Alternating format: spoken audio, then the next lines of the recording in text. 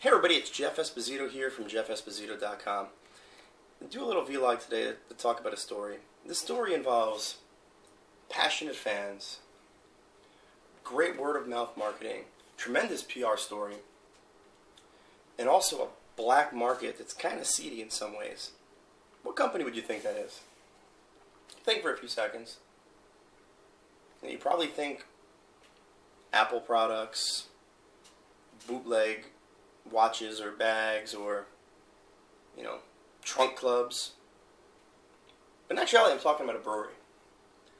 I'm not sure if you heard of them or not, but it's a company called the Alchemist. They're based up in Waterbury, Vermont, and they make the beer Heady Topper.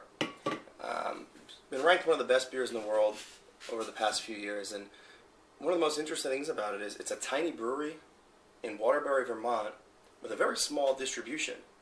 So how did this beer get such credence to it and get some passionate fans to it?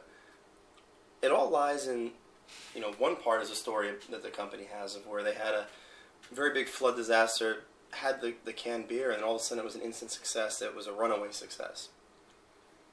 Living in New England, I see the beer a lot, and the company itself charges $70 retail per case of beer. It might sound like a lot, but it's really delicious. It's a double IPA. And hippies make things expensive. But at the same time, the people who are fans of the beer have traded across the country and built up spots where AskMen.com actually compared getting Heady Topper and visiting the area of Waterbury and drinking the beer to a religious experience. I can tell you it's not wine, and it definitely isn't bread, but it's hoppy goodness. I'm not sure if it's a religious experience, but that kind of publicity can boost up the value of something in PR. It's almost a perfect storm, if you will. And another piece that I read on NJ.com, it talked about people driving from around Philadelphia, New Jersey, up in almost 9 hours to Vermont to buy 2 cases of beer.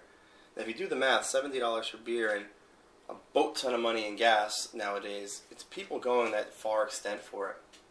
And I think the small brewery, from having this interesting word-of-mouth stories and PR hit in that perfect storm, has really given them a lot of success to do the growth they have, including, shutting down the cannery to the public to where now you can only buy it at a retailer. Which brings in us to our black market shady area. Now, almost like you're buying stolen Apple products or trying to buy them on eBay, you look to buy Heady Topper in a store that's not one of the Vermont stores that sell it, you can pay up to $12 per can. I've seen 18 in a bar in the Boston area for it, which is really weird, but people are willing to pay it because, like AskMen.com, people think it's a rare beer that they want to try. And they're a tiny company, full of hippies. They're by the Ben & Jerry's store in Vermont. If you live up near, they're hippies. So it's not really one of this well-polished marketing machine. It's really been something that's grown grassroots. And it's just remarkable to me as a marketer to see that you've made this great product, and now it's grown from the small area to being something where the supply exceeds the demand. The demand exceeds the supply, sorry about that. And they routinely sell out when people go to the cannery. They sell out and are just meeting the amount that their distributors are looking for. So I think from a small business standpoint, it's awesome to see that all this publicity goes to there. What the future holds for them, who knows? But I think it's something that all brands can look to, is can you make your fans and customers that passionate that they want to almost become the cult of your company. In all honesty, the only company I could think of that's hit a cult-like status with Heady Topper and the Alchemist is Apple. I'm sure many of you, watching this video right now are Apple fanatics. I'm not. I have an iPad and have used Apples before, but not obsessed with them to the extent of a lot of people. And I know people probably aren't as obsessed with the beer as I would be in some areas. Would I pay the $70 to drive up there? Yeah, it's a fun experience. You got a lot of other breweries up there. Would I pay $18 a can? No.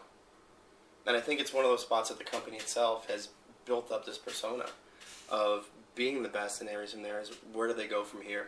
And I think it's something that all businesses can take away from there is how can you make your product something that people are that passionate about and wanting to go that extra mile for, even if it is walking 5,000 miles and then 500 more to just have a nice, delicious sip of beer. So think about that one. Cheers.